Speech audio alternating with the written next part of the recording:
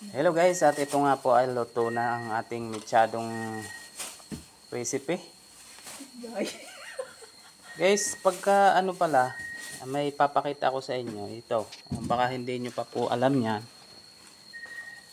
Kung nais nyo pong laging mainit ang inyong niluto, ayan.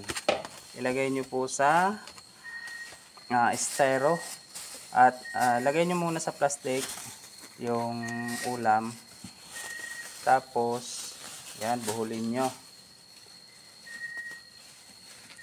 Yan. Tapos, ilagay ninyo dyan sa loob ng styro.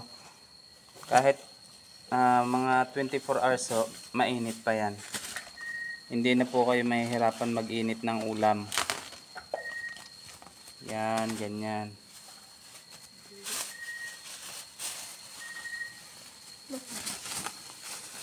Ayan.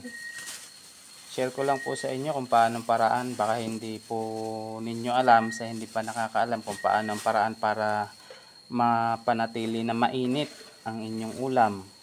Kahit po sa kanin, ganyan din po ang gagawin nyo. Lalagay nyo sa plastic, tapos ilalagay sa styro.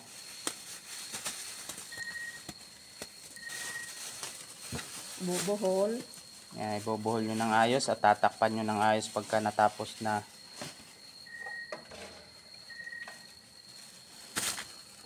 Lagi po yung mainit.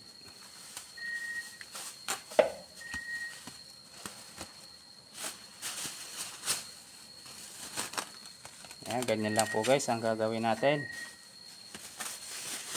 Para laging mainit ang ating ulam.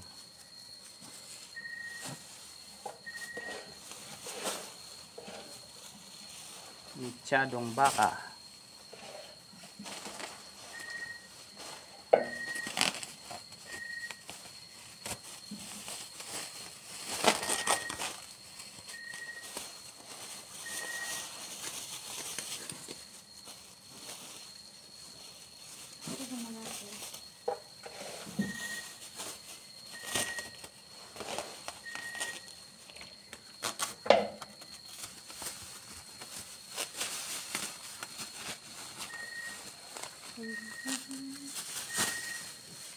Yan po ay karaniwan namin ginagawa kapag kayong may mga catering services.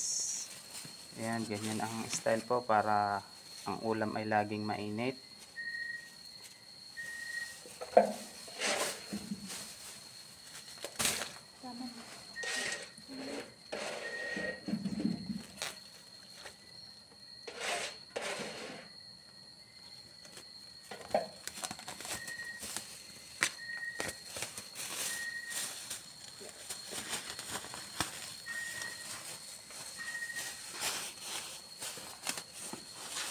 Ayan.